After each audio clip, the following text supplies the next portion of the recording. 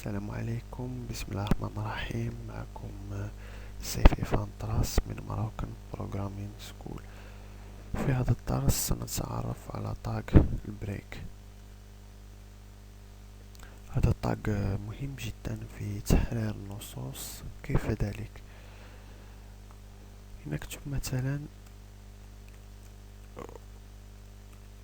world hello world.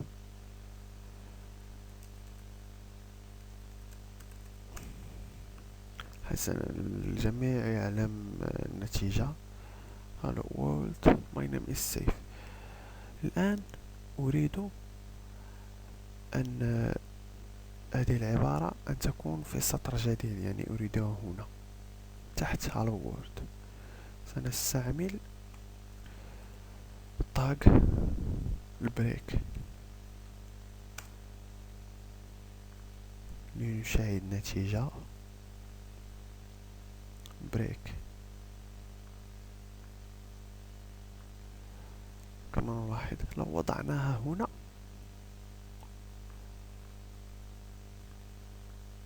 أطبق الأمر. في أي مكان نضع بريك يتم إرجاع الكلمة التي بعد تاج إلى أول السطر. إذن هذا هو تاج بريك. تابعونا على صفحة الفيسبوك وعلى موقع يوتيوب. شكرا، إلى اللقاء.